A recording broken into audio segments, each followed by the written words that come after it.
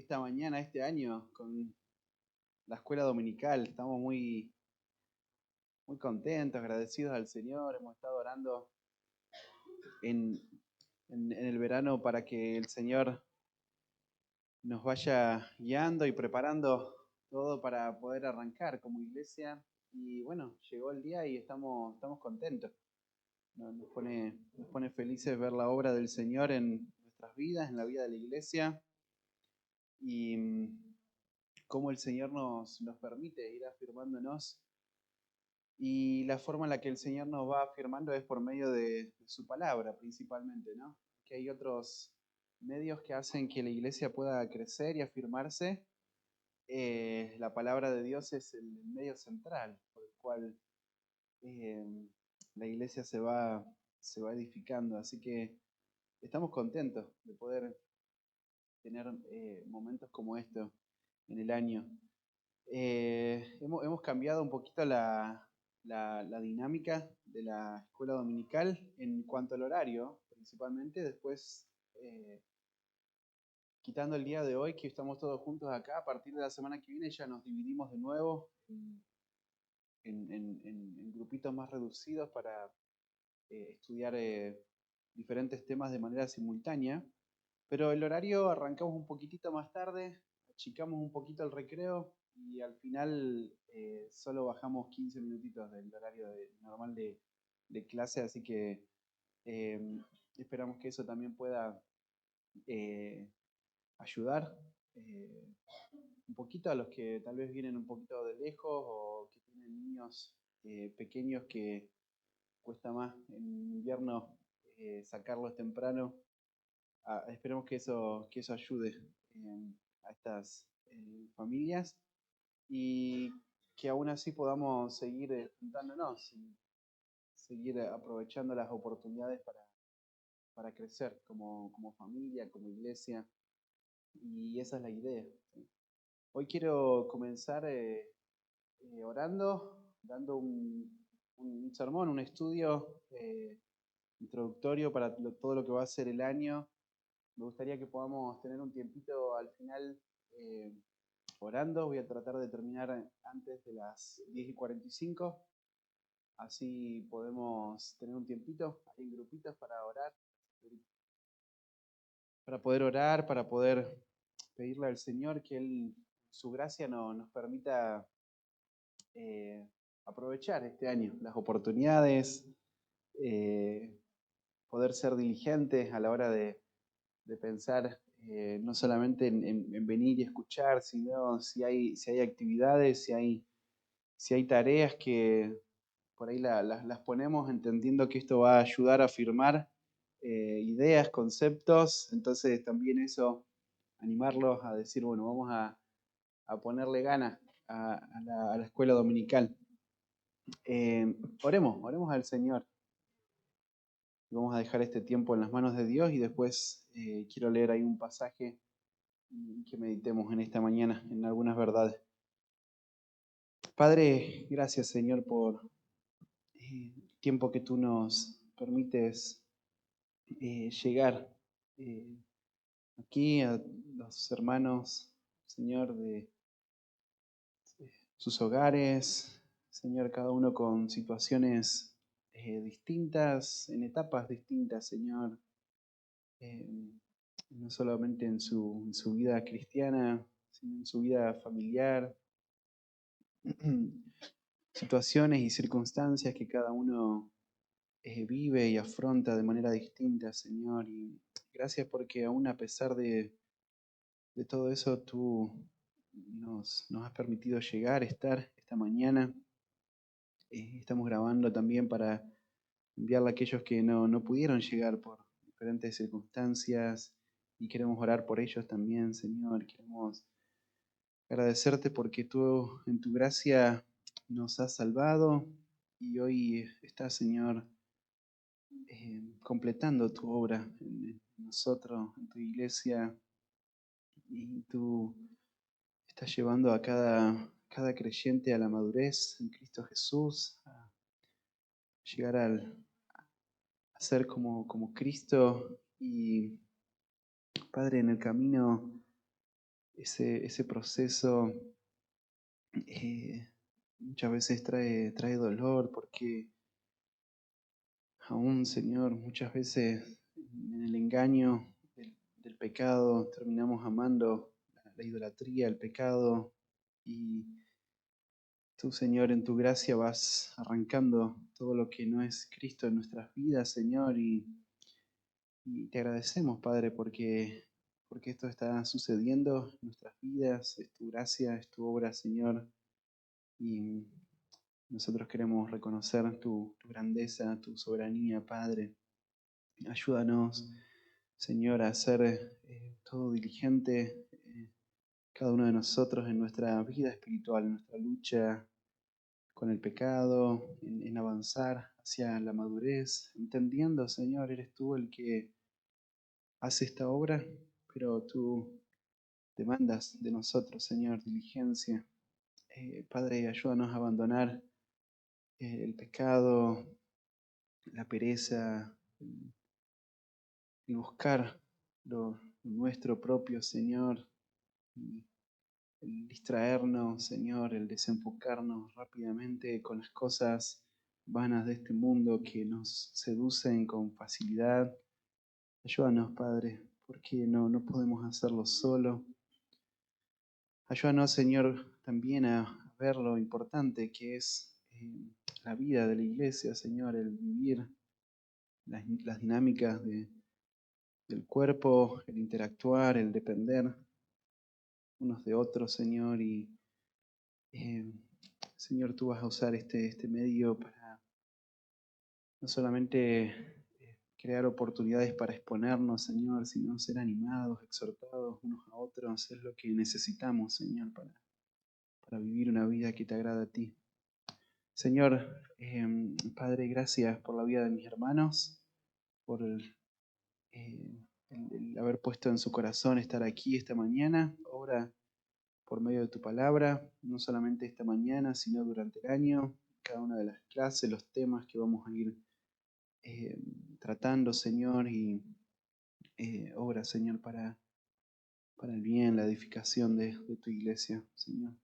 Padre, te glorificamos, te amamos, queremos estar atentos en esta mañana. Y todo esto te lo pedimos en nombre de Cristo Jesús. Amén. Bueno, como les decía, estamos contentos de arrancar un nuevo año estudiando, buscando las oportunidades que el Señor nos da como iglesia para seguir afirmándonos. Así que quiero animarte a que durante el año, no solamente en la primera etapa, que estamos contentos, entusiasmados con empezar una etapa nueva, sino que el Señor nos sostenga en el año, cuando empiece a llegar el frío crudo, cuando todavía esté medio oscurito hasta ahora, y haya que salir, ¿no? para este lugar, en la semana con todos los quehaceres y pensar en escuchar la clase nuevamente, en repasar, en hacer la tarea, que el Señor nos sostenga y que nos dé ánimo y recordemos, la meta final es ser como Cristo y el Señor va a usar todos estos medios para formar eso en nuestras vidas. Quiero leerles un pasaje ahí en Primera de Tesalonicenses. Quiero a través de ese pasaje introducir todo lo que vamos a hacer durante este año.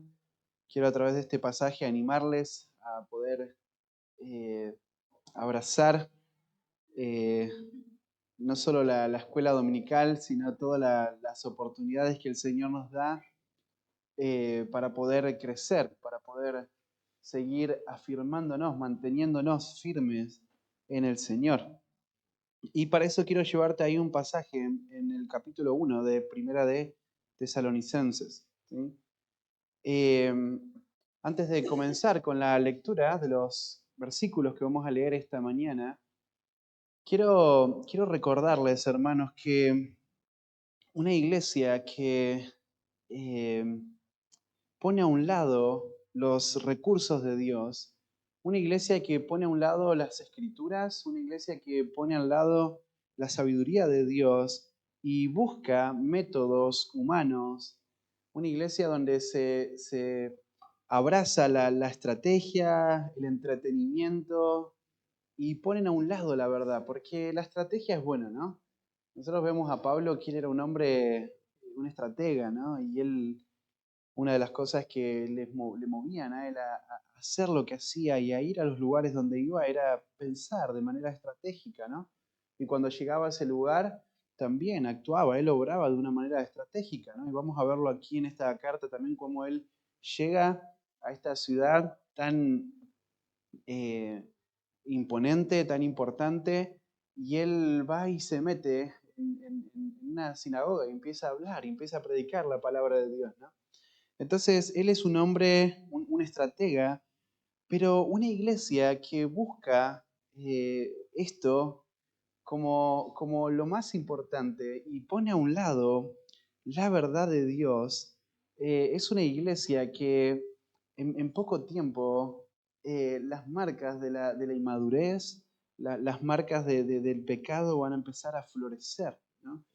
Porque Pablo en este pasaje que vamos a estudiar y en toda la carta en realidad, no lo vamos a estudiar nosotros, nos va a mostrar cómo es que luce una iglesia verdadera, cómo es que se ve una iglesia sana, cómo crece una iglesia, cómo se afirma una iglesia, cuál es el fundamento de una iglesia fuerte, una iglesia sana que va a honrar a Dios, que va a glorificar a Dios.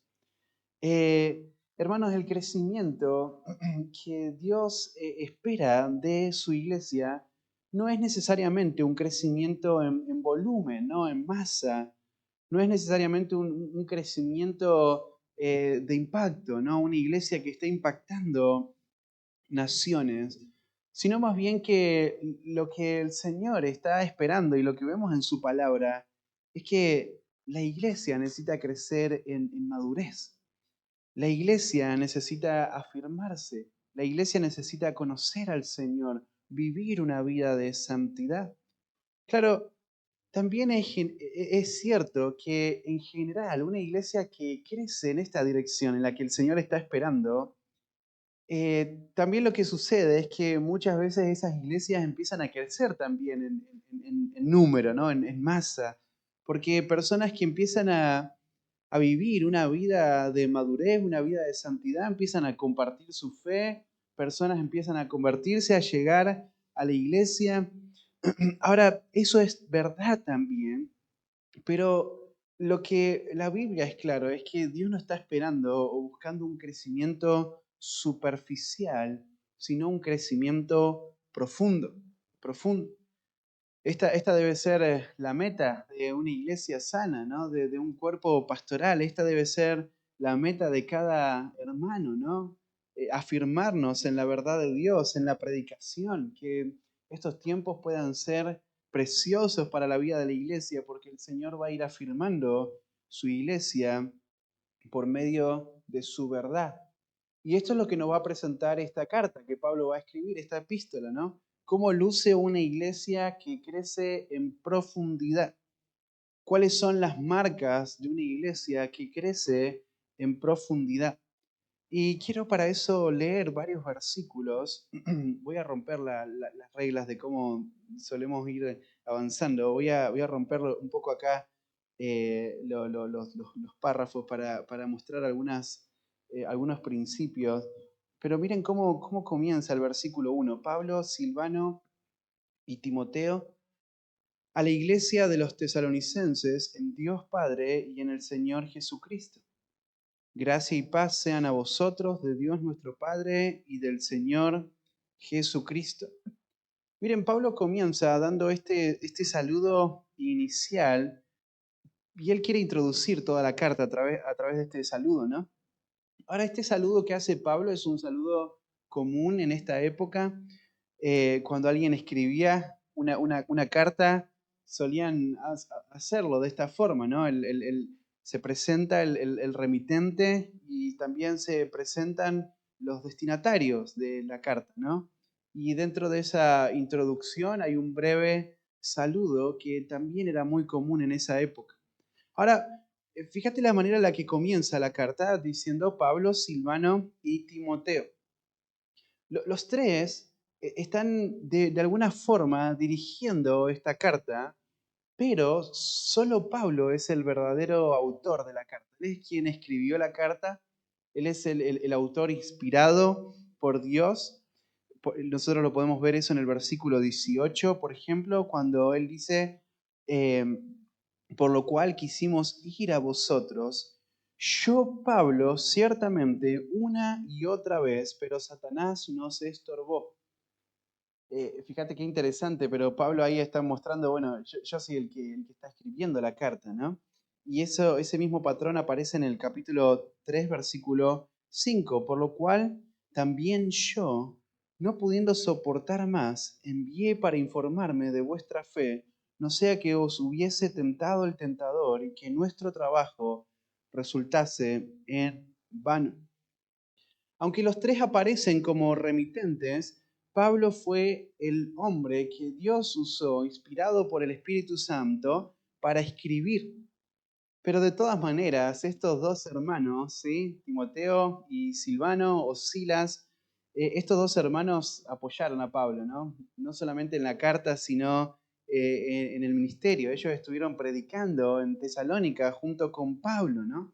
Y ahora, después de que Pablo recibe un informe de Timoteo, ahora ellos están escribiendo una carta, ¿no? En base al informe que Timoteo trajo a Pablo. Bueno, Pablo sabemos quién es, lo estuvimos estudiando en la introducción a Primera de Corintios. Pablo era judío que tenía padres de ciudadanía romana, ¿sí? Y probablemente la razón por la que él tenía esta doble ciudadanía era porque sus padres tal vez fueron esclavos que fueron traídos a Roma, y entonces cuando un romano le otorgaba la libertad a algún esclavo, él le otorgaba la libertad y le podía otorgar la ciudadanía romana.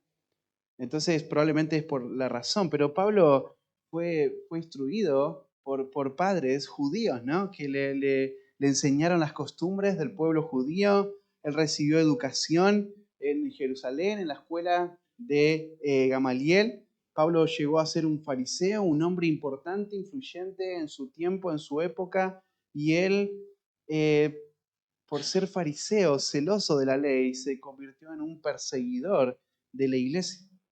Eh, Creo que nosotros hablamos de esto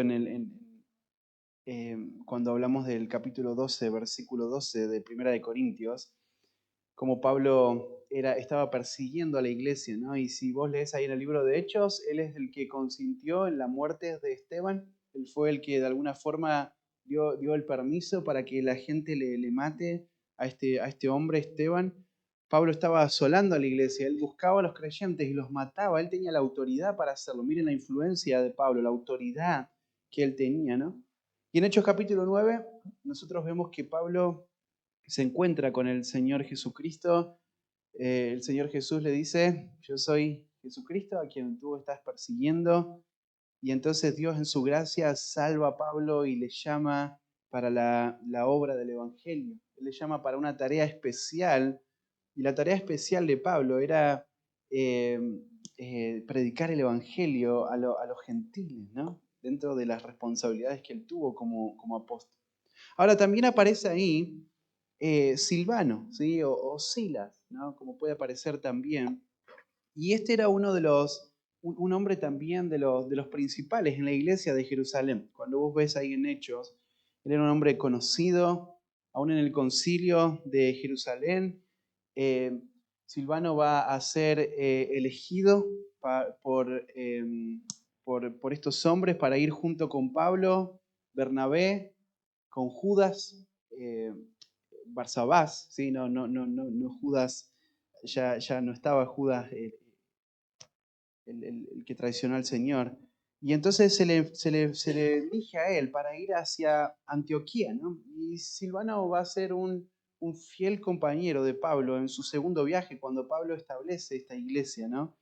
Eh, Así es como ellos llegan a Tesalónica, y así es como Pablo ahora desde Corintio, ellos escriben esta carta en base al informe que reciben, ¿no? Está Silvano ahí, ¿no? Un hombre fiel.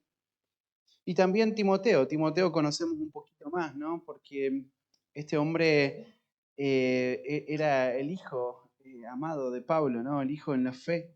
Un joven que era de buen testimonio, que se une a Pablo desde muy jovencito en la ciudad de Listra.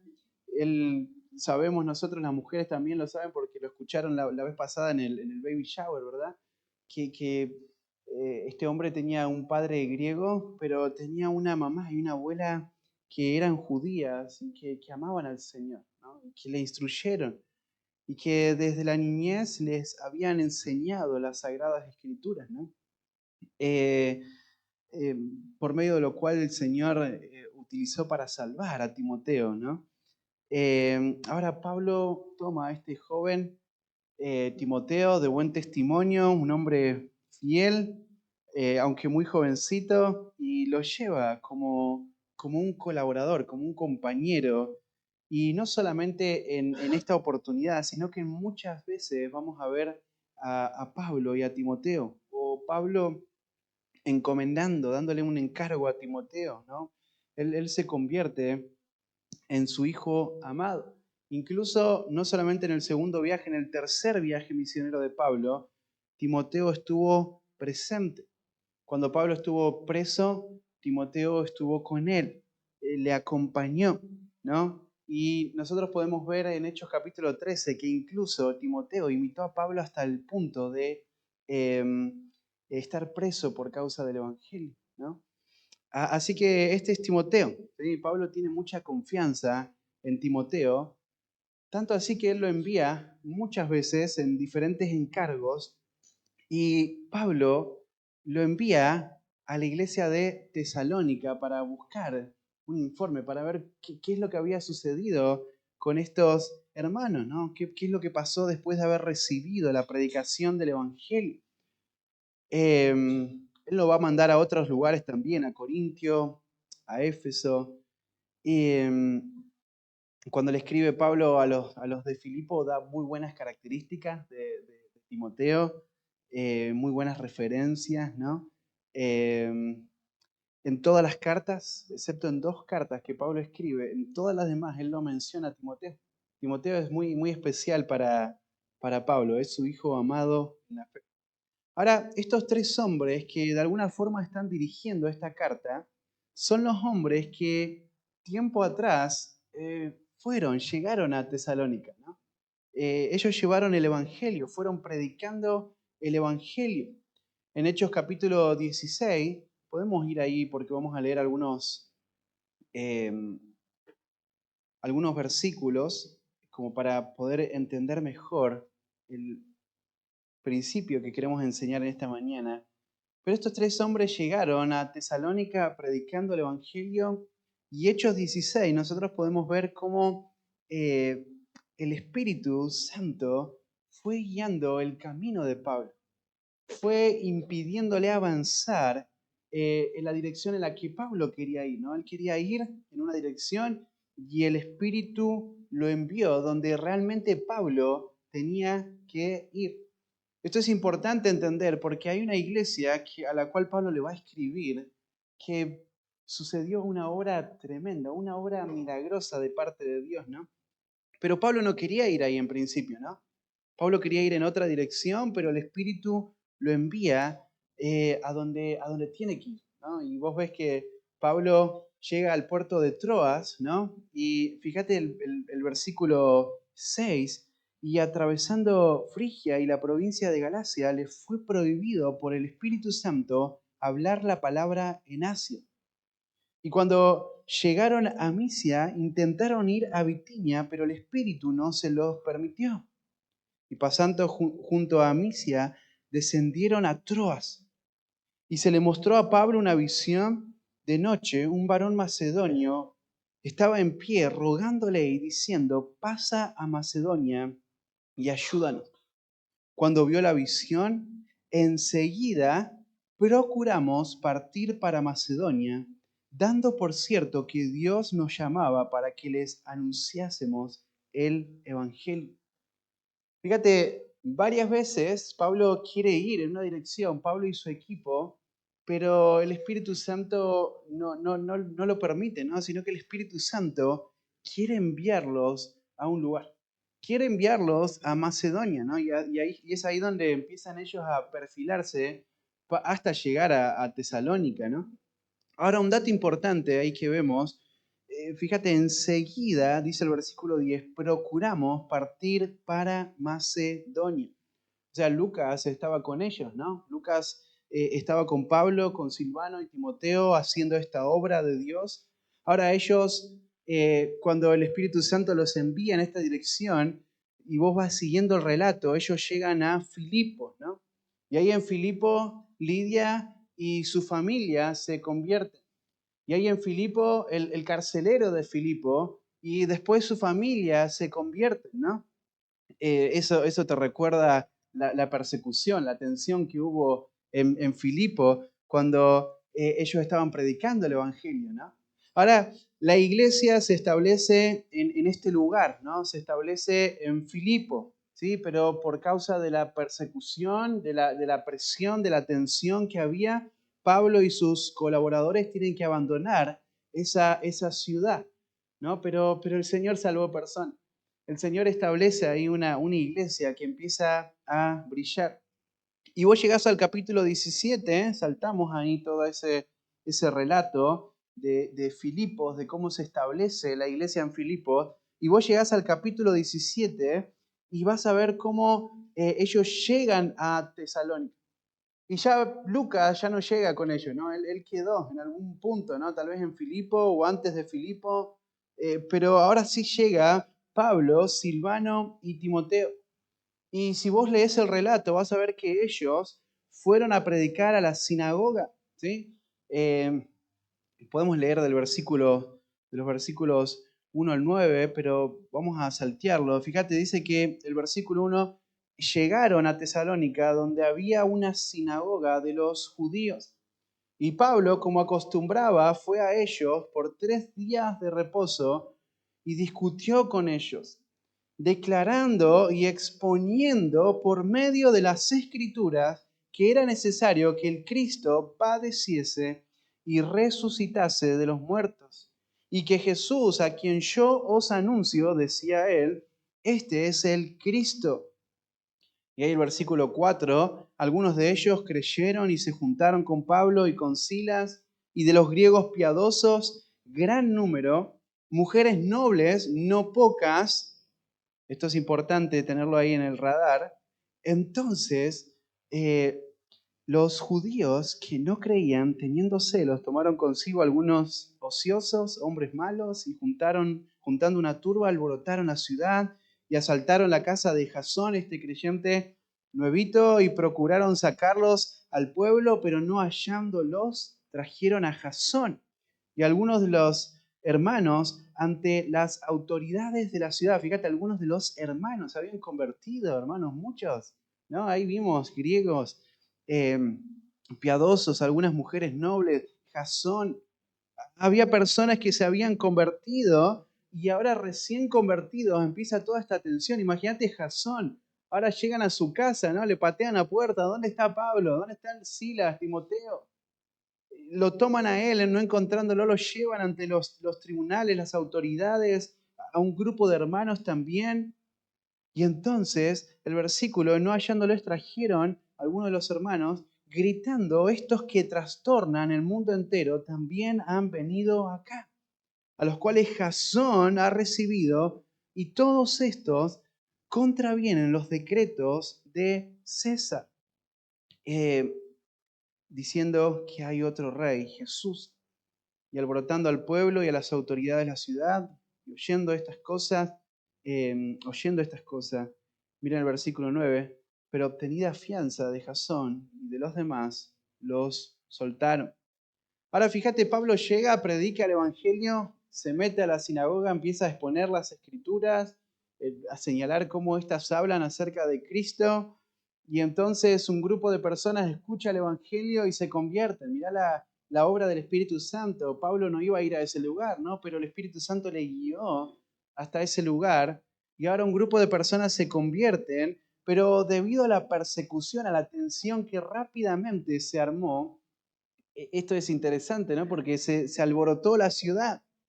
O sea, llegaron estos predicadores, 3 hombres, y se armó un despiole en toda la ciudad, ¿no? Porque claro, hay intereses, ¿no? Hay intereses que el Evangelio va a romper, va a quebrar en una cultura pagana, idólatra, ¿no?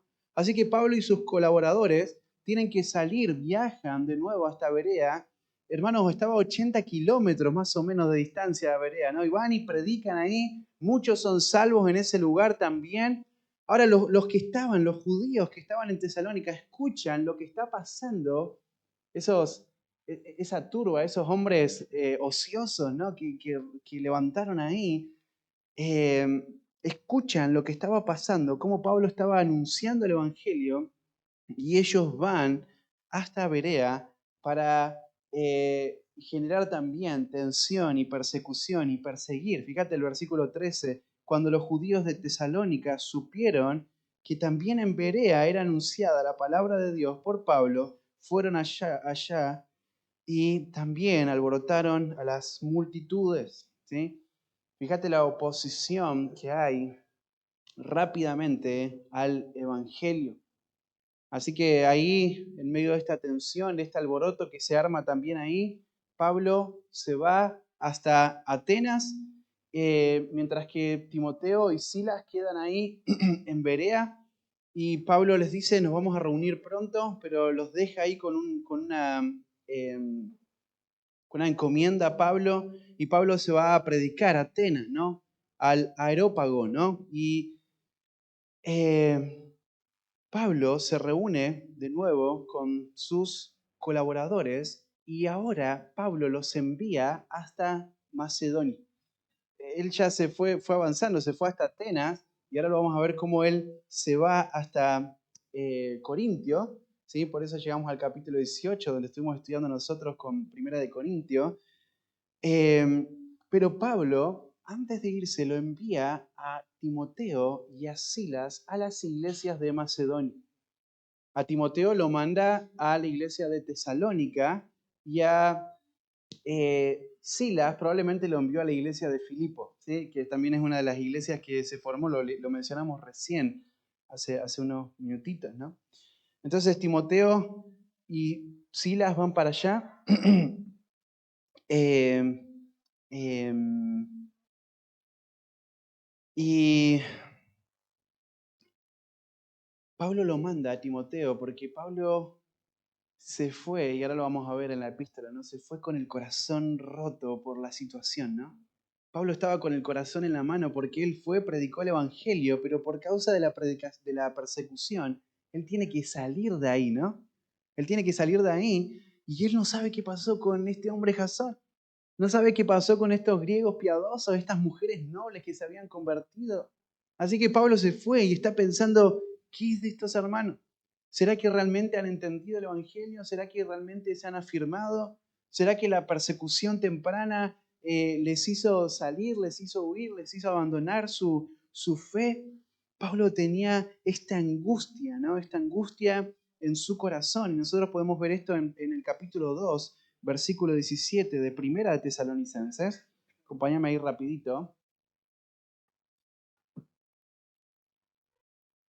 Yo no sé si es porque estoy acá al frente o si todos tienen calor, pero yo tengo mucho calor. Por ahí podemos abrir una ventana.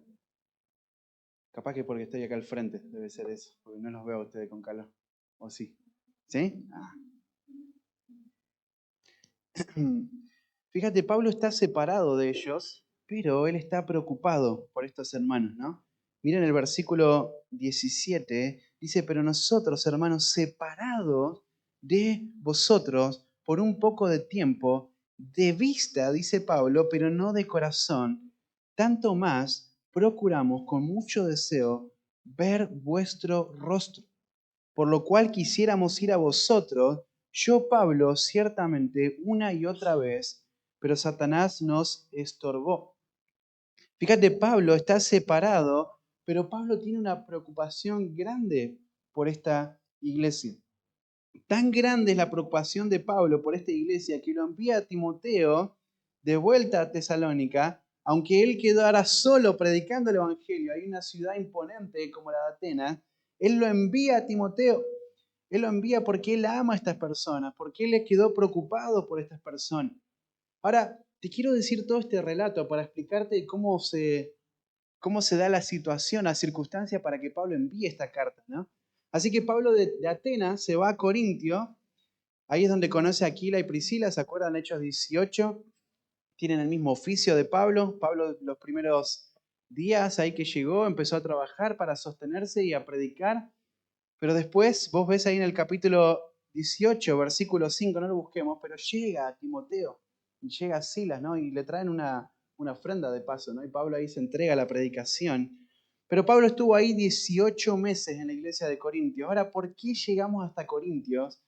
Porque es ahí desde Corintio donde Pablo recibe a Timoteo, Hechos 18:5, recibe a Silas y entonces recibe el informe de, entre todo el informe que reciben, Timoteo les da un informe de la iglesia de Tesalónica. Y entonces Pablo escribe, ahora sí, a la iglesia. Pablo le escribe a la iglesia de Tesalónica. Ahora, cuando vos notás, empezás a estudiar y a leer un poco esta carta, rápidamente te das cuenta del el gozo, la alegría de Pablo, el alivio de Pablo cuando él recibe este informe de Timoteo, no porque él estaba con el corazón en la mano, no por estos hermanos. Él estaba pensando qué sucedió, nos fuimos por la persecución, así que ellos quedaron ahí y no había Facebook, hermano, ¿no? Para saber cómo quedaron esos hermanos, ¿no? Vas y bueno, no sabes nada. No sabemos qué pasó con ellos, ¿no?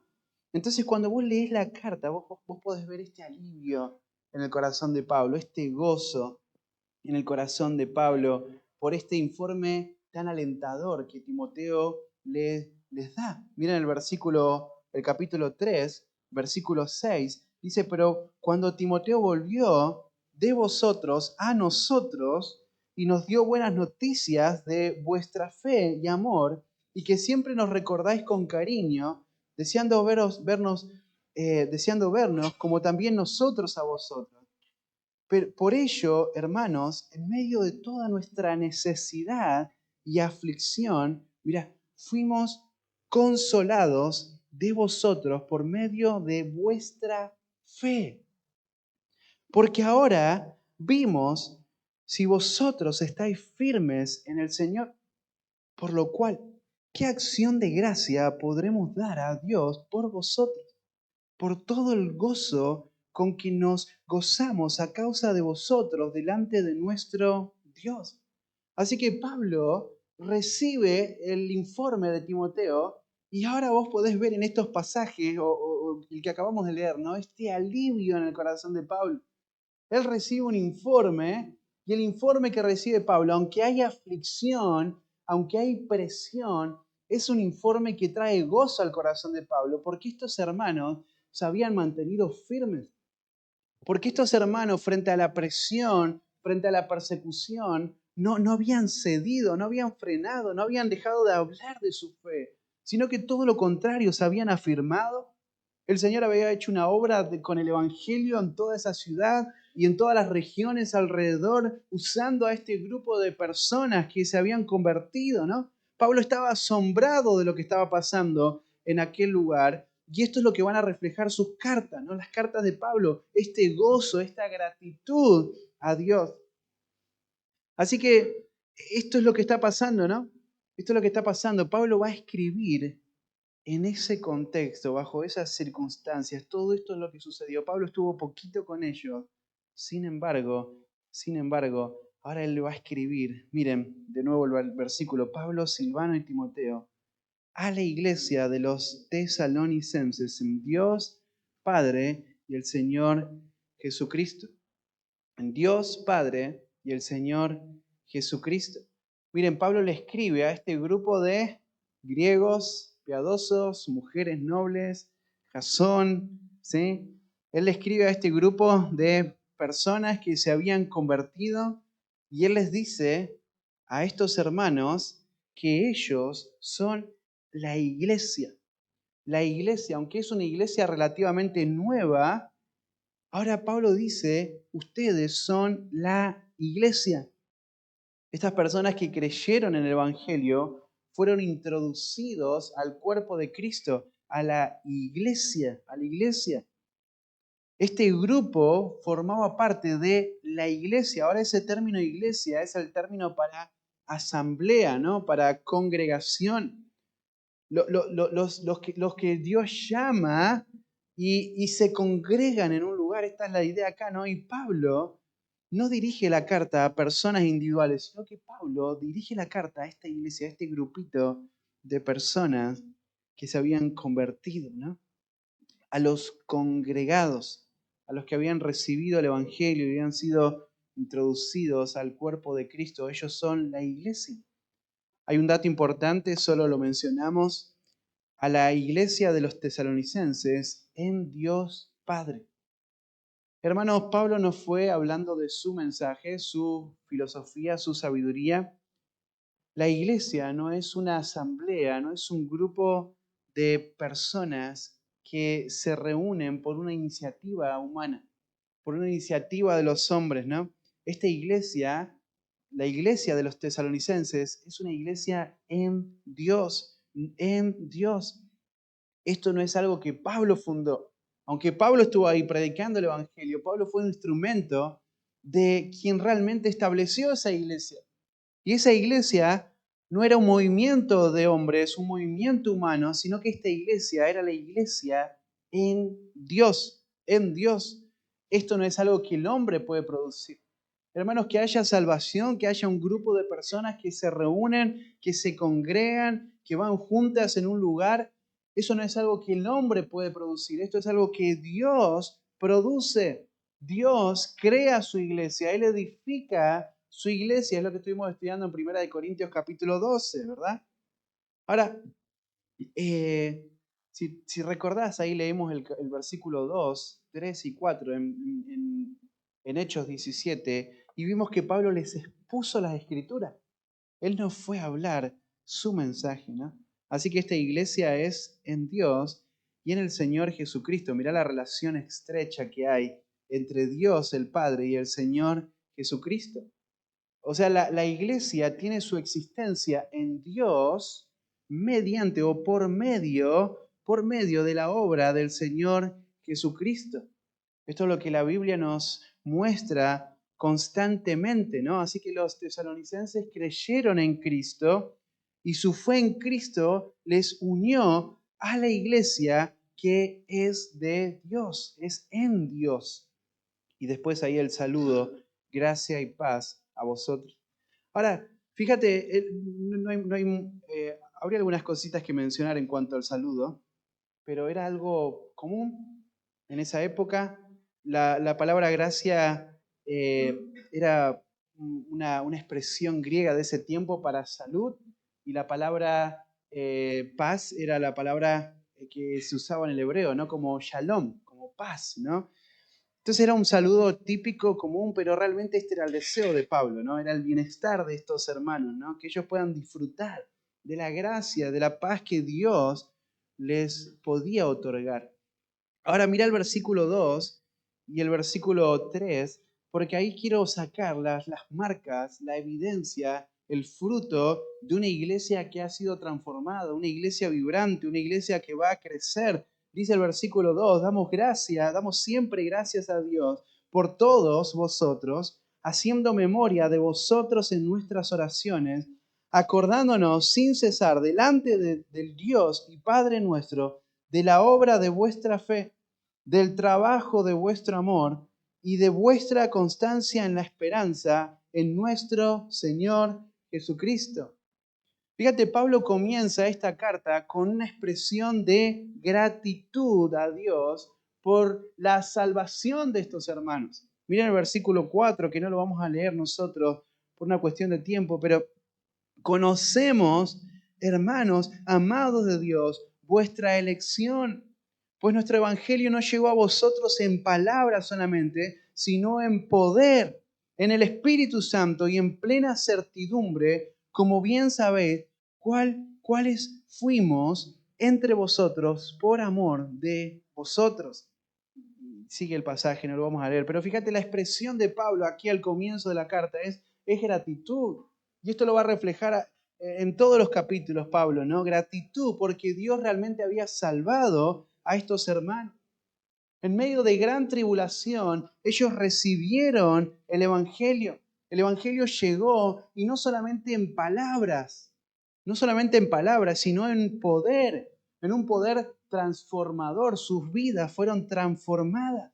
Así que Pablo recibe la noticia y él da gracias a Dios por la obra que Dios hizo y está haciendo en la vida de estos hermanos. Pablo da gracias porque la fe de ellos produjo un fruto que era evidente que ellos realmente habían sido salvos por la gracia de Dios, por la gracia de Dios. Así que miren la oración de Pablo, ¿no? Cómo él comienza, ¿no? Y él muestra esta oración y podemos dividirla esta oración en dos partes, ¿no? La primera es la oración de gratitud de Pablo. Miren el versículo, damos siempre gracias a Dios por todos vosotros, haciendo memoria de vosotros en nuestras oraciones, Fíjate, este agradecimiento de Pablo no es solamente un agradecimiento formal, sino que esta es una expresión de gozo, al ver que estos hermanos habían sido salvados, habían sido transformados por el Evangelio. Miren, damos siempre gracias a Dios por todos vosotros. Fíjate, damos gracias a Dios siempre, siempre. Pablo dirige su gratitud a Dios por la salvación de estos hermanos, ¿no? Él reconoce que lo que sucedió en la vida de estos hermanos fue el poder del Evangelio, fue el poder de Dios obrando en salvación, fue Dios mismo. Miren el versículo 13 del capítulo 2, dice, por lo cual también nosotros, sin cesar, damos gracias a Dios de que cuando recibiste la palabra de Dios que oíste de nosotros, la recibiste no como palabra de hombres, sino según es en verdad la palabra de Dios, la cual actúa en vosotros los creyentes. Fíjate, Pablo da gracias a Dios porque los creyentes de Tesalónica habían sido salvados, habían sido transformados, y no por la estrategia de Pablo, no por la elocuencia de Pablo, es que fueron salvados. Estos hermanos fueron salvados por la gracia de Dios, por la gracia de Dios. Entonces Pablo dirige su gratitud a Dios porque Dios es el que hace la obra, ¿no? Ahora fíjate qué interesante, pero damos siempre gracias a Dios por vosotros. Damos siempre. Mira, la gratitud de Pablo es permanente, es constante. Constantemente Pablo está dando gracias a Dios por estos hermanos. Y fíjate, dice, por todos vosotros. Fíjate, no solamente Jasón, porque estuvieron en su casa, que Pablo le escribe a él, ¿no? Sino que todos vosotros, todos los hermanos, toda la iglesia. Y dice Pablo, haciendo memoria de vosotros en nuestras, oraciones. Oraciones. Esto es algo que estaba en la mente de Pablo constantemente. Él no solamente los tenía en un pensamiento, sino que constantemente él los tenía en su mente. Y la idea acá es haciendo mención. O sea, Pablo les mencionaba en sus oraciones. Pablo, Timoteo, Silvano, ellos constantemente estaban intercediendo por los creyentes. No es que fueron un momento, predicaron el Evangelio y después, listo, arréglense, ¿viste? No, Pablo está constantemente intercediendo por los creyentes. Se acuerdan de ellos, piden por las aflicciones que ellos están viviendo, que el Señor les siga afirmando. Ahora, este es un gran ejemplo para nosotros, hermanos, como iglesia. El hecho de poder imitar a Pablo, imitar a estos hombres, ¿no? En esta intercesión constante, ¿no? Constantemente ellos están intercediendo por sus hermanos, por esta iglesia, las necesidades. Ellos lo mencionaban. Podríamos pensar en esta mañana, estamos orando de esta manera a Dios por la iglesia. Hermanos, este es un ejemplo a imitar de parte de Pablo, ¿no? Esta gratitud, esta mención, este recordar a los hermanos constantemente. Pero fíjate, los motivos por los cuales Pablo estaba agradecido a Dios los va a dar acá este segundo versículo, el versículo 3, y va a dar tres marcas de una fe genuina. Tres marcas, ahora lo vamos a ver, ¿no? Pero mire lo que dice el versículo 3. Dice así la palabra de Dios: acordándonos sin cesar delante del Dios y Padre nuestro de la obra de vuestra fe, del trabajo de vuestro amor y de vuestra constancia en la esperanza en nuestro Señor Jesucristo. Miren, en primer lugar, lo que Pablo recuerda, lo que Pablo agradece, lo que Pablo tiene en mente presente en estos hermanos es, en primer lugar, una fe que obra, una fe que obra. Mirá lo que dice ahí el versículo, la primera parte: acordándonos sin cesar delante del Dios y Padre nuestro. Fíjate, este acordándonos es recordar, es tener presente, es traer a la memoria, traer a la memoria. Así que Pablo es informado por Timoteo acerca de la iglesia, de lo que está pasando, la forma en la que ellos están siendo perseguidos y aún así viven su fe. Pablo escucha esto y ahora Pablo tiene en su mente esto. Pablo tiene en su corazón esto de manera constante, ¿no? Y este es su agradecimiento a Dios, acordándonos sin cesar, continuamente, delante de Dios, o sea, en presencia de Dios es que lo hace Pablo. Sus oraciones son sinceras, no son un comentario a la pasada, no estoy orando por vos.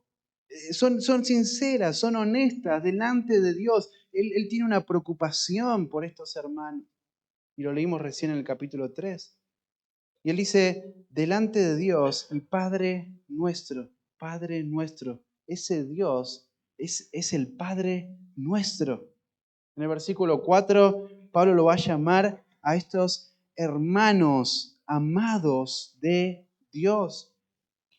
Ellos son hijos de su Padre y su Padre les ama, ¿no? Esto es algo precioso, ¿no? Pero fíjate la marca de estos hermanos, ¿no? Dice, acordándonos sin cesar delante del Dios y Padre nuestro de la obra de vuestra fe. De la obra de vuestra fe. Ahí tenés el primer principio, el primer punto que quería resaltar en esta mañana. Vuestra obra de fe. O en otras palabras, si tuviéramos que decirlo de una forma correcta y leerlo de una forma correcta, sería de vuestra obra que es producida, que procede de la fe. Esa es la idea, ¿no? O sea, es la fe la que produce obras. No es al revés como sectas dicen, ¿no? Que las obras lo que producen es la salvación, es la fe. No. Pablo dice que la fe produce obras. Las obras son producidas por la fe. Y fíjate esa palabra obra, y es la palabra para acción, la palabra para hechos, ¿no? Esta palabra aparece varias veces en la Escritura, ¿no? Pero está hablando, está haciendo referencia ahí a hacer, a moverse, a hacer una obra, un trabajo, hechos, ¿no? Hermanos, la fe, miren el principio que nos está dando Pablo acá, ¿no? Mirando la vida de esta iglesia. La fe verdadera, la fe salvadora, la fe salvífica que Dios nos da, esta fe produce obras. Yo sé que ustedes sabían eso, ¿no? Pero acá lo señala Pablo, él está mirando una iglesia recién convertida que ni bien escucharon el Evangelio, llega la persecución, llega la presión de la sociedad. Y Pablo dice, yo escucho lo que está sucediendo ahí y me gozo porque veo que su fe produce obras en medio de la persecución. Las obras, hermanos, manifiestan una fe genuina. Las obras provienen de una fe que es verdadera. Una fe genuina produce esto, ¿no? Esto es lo que dice Efesios capítulo 2, versículo 8 al 10. Cuando nos dice que somos salvos por gracia, no por obras. Pero después llegás al versículo 10 y dice que somos hechuras suyas, creados en Cristo Jesús para buenas obras, las cuales Dios preparó de antemano. Hermanos, la salvación es por gracia, no es por obras. Pero la fe genuina se evidencia, se manifiesta en buenas obras, buenas obras. La fe y las obras van juntas, no se separan, ¿no? Esto es lo que dice Santiago. Cuando Santiago habla todo el libro de Santiago, pero en el capítulo 2, versículo 14 al versículo 18, que dice que la fe sin obras es muerta, no es genuina. Y Santiago va a mencionar, hermanos, los demonios escuchan, los demonios creen, los demonios tiemblan, dice. Pero ellos no son salvos. ¿Por qué? Porque no obedecen a Dios. Porque no obran de esa forma, ¿verdad? La fe sin obras no es una fe real. La fe genuina produce salvación. Y esto es lo que estaba sucediendo en la vida de estos hermanos. Ellos reciben el Evangelio. Ellos se convierten al Evangelio y ahora empiezan a vivir una vida vibrante. Ahora ellos empiezan a vivir, aún en medio de la persecución, una vida totalmente consagrada a Dios. Porque esto es lo que produce la fe. No es porque hicieron un acto, una reunión de consagración. Esto es lo que produce la fe, ¿verdad? Vidas que van a manifestar una fe genuina. Entonces la pregunta sería, ¿tus obras manifiestan fe verdadera en Cristo? ¿Tu obrar en la vida, tu obrar en este mundo manifiesta una fe verdadera en el Señor? Pero fíjate la segunda característica, ¿no? Un amor que se esfuerza, un amor que se esfuerza. Entonces, en primer lugar, una fe que obra, pero en segundo lugar, un amor que se esfuerza. Mira lo que dice el versículo, acordándonos sin cesar delante de Dios, del Dios y Padre nuestro, de la obra de vuestra fe, del trabajo de vuestro amor. Fíjate de nuevo ahí el sentido de Pablo, ¿no? El trabajo que es movido, que es motivado por el amor. Fíjate la palabra ahí, trabajo, es la palabra para esfuerzo. Es algo duro, arduo, es agotador. Es trabajar hasta el cansancio, esa es la idea. Pablo en el capítulo 2, versículo 9 dice, hermanos, nuestro trabajo, bueno, lo voy a leer porque lo estaba pensando mal en mi mente. Fíjate, dice, hermanos, porque os acordáis, hermanos, de nuestro trabajo y fatiga.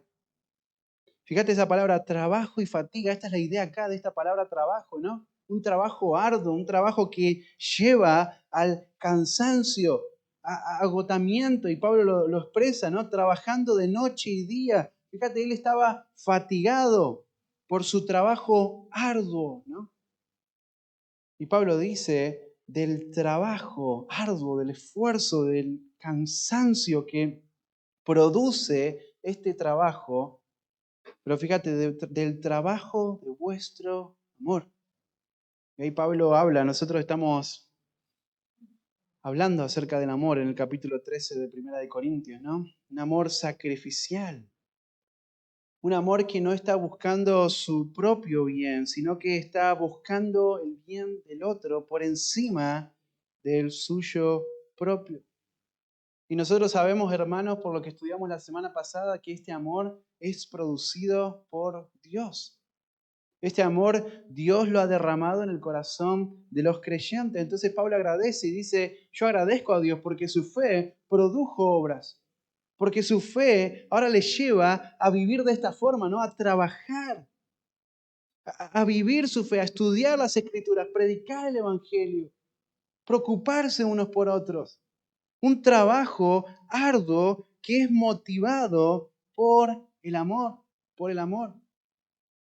Por esa razón, hermano, es que alguien puede agarrar, pararse y trabajar arduamente. Porque el amor de Dios que ha sido derramado en su corazón motiva a este hermano.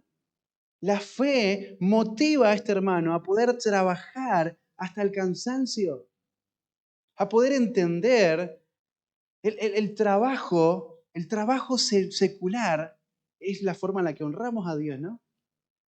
Pero Pablo trabaja para sostenerse a él, sostener a sus hermanos, no ser una carga para la iglesia, pero Pablo trabaja para predicar el Evangelio. ¿Te das cuenta del esfuerzo, el trabajo que produce? De decir, bueno, sí, tengo que trabajar para sostener a mi familia, Pero el objetivo es vivir para los propósitos de Dios. No es ir a trabajar y ya está, y ahí cumplí, ¿verdad? Sino que trabajan, se esfuerzan y eso lo mueve el amor. El amor es la que produce este trabajo, este servicio que lleva a una persona a vaciarse por los propósitos de Dios. ¿Estás trabajando hasta el cansancio por tus hermanos? ¿Estás motivado por el amor para ese trabajo? Y fíjate, en último lugar, tenemos 5 minutos más, una esperanza constante, una esperanza constante. Y dice ahí al final del versículo 3, y de vuestra constancia en la esperanza, en nuestro Señor Jesucristo. Fíjate, vuestra constancia de esperanza. Vuestra constancia, esa palabra ahí es la palabra para firmeza. Esa palabra ahí es la palabra para mantenerse firme, constante, ¿no? Y Pablo dice, esta firmeza, esta constancia es producida por la esperanza que ellos tienen en Cristo.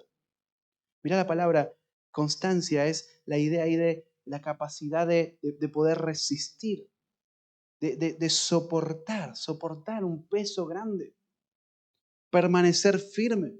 Esa palabra a veces la vas a encontrar en tu Biblia traducida como la palabra paciencia en español, ¿verdad? Ahora, esta palabra tiene el sentido de personas que están siendo presionadas, personas que están bajo un peso grande y ellos permanecen, se mantienen ahí, soportan el sufrimiento, permanecen bajo la presión, permanecen bajo la presión.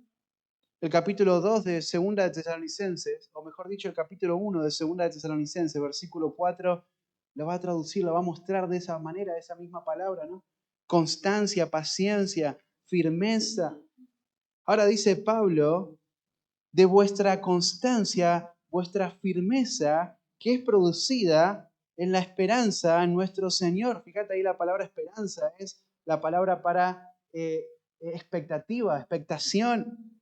Hay una certeza, estamos aguardando la venida de Cristo. Así que ahí está la esperanza.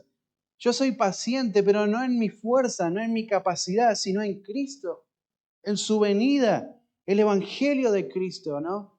Que nos dice, Él murió, fue sepultado, resucitó, Él ascendió al cielo, pero Él va a regresar por su iglesia. Fíjate ahí en el capítulo 8 del libro de Romanos, acompáñame rápido para estos 3 minutos que nos quedan. Y vamos a orar, ¿no? Pero podemos usar el recreo para orar. ¿Sí? Agarran un café y nos juntamos a orar.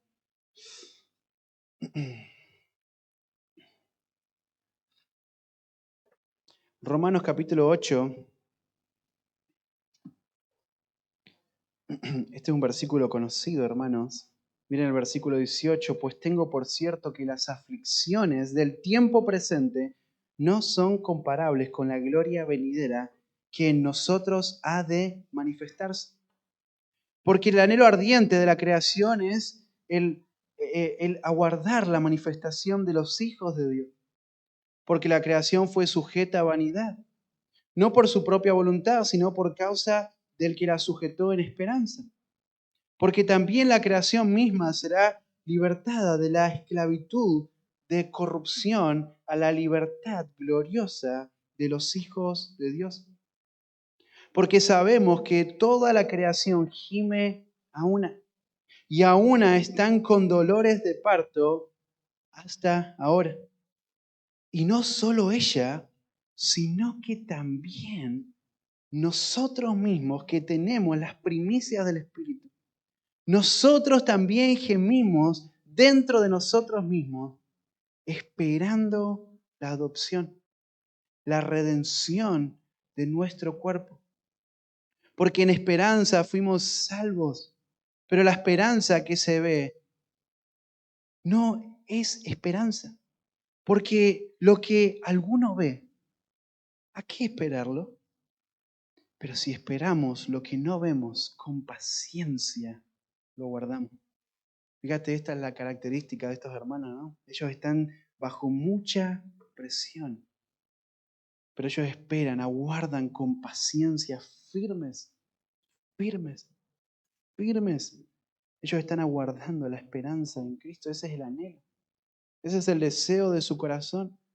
La paciencia. Ellos son perseverantes frente a la tribulación, frente a la tentación.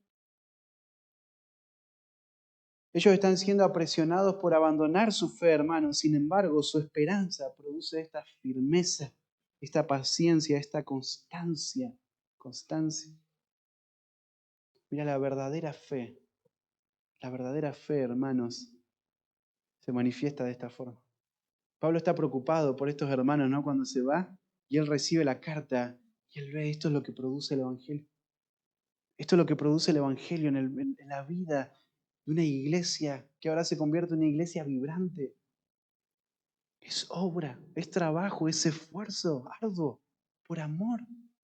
Es mantenerse, no claudicar, no abandonar, no ceder frente a la presión, no ceder frente a la persecución, frente a las pruebas, frente a las circunstancias, sino que se mantiene obrando, sirviendo, alcanzando, creciendo, conociendo, estudiando las Escrituras. Esto es lo que nos va a mostrar toda la epístola. Yo quería señalárselo de una forma rápida todo, pero no lo vamos a hacer, ¿no? La predicación del Evangelio, la predicación de la verdad. Ellos se mantuvieron ahí, hermanos, porque esto es lo que produce la fe. Así que quiero alentarte en esta mañana. Quiero alentarles a todos ustedes, no solamente pensando en la escuela dominical, sino pensando en la vida cristiana. El vivir para los propósitos de Dios, ese es el desafío que tenemos en nuestra vida. Avanzar, mantenernos firmes, ¿no? Ahora, hermanos, si es que estamos en Cristo, así es como va a verse su vida. Si es que realmente hemos escuchado el Evangelio y hemos sido salvados por la gracia de Dios, entonces esto es lo que va a pasar. Esto es lo que va a pasar. Vamos a recibir un informe de cada uno, ¿no? De nosotros. Ellos están obrando. Ellos están trabajando arduamente. Se esfuerzan por conocer a Dios, por vivir para Él. Se mantienen firmes a pesar de todos los cachetazos que puede llegar a recibir. ¿Por qué? Bueno, porque Cristo ha hecho una obra de salvación. ¿Te das cuenta? No se trata de nosotros. Y uno lee la iglesia y qué preciosa esta iglesia, pero no se trata de la iglesia. No se trata de esos griegos piadosos, de esas mujeres nobles que estaban ahí congregándose y haciendo un esfuerzo grande, sino que Dios les había dado la salvación. Y entonces la salvación se manifestó de esa forma. Ellos se mantuvieron firmes y enfocados. Así que mi oración y mi desafío es que nosotros como iglesia podamos vivir de la misma forma. Podamos mantenernos firmes en el Señor y en su palabra. Vamos a orar juntos para terminar.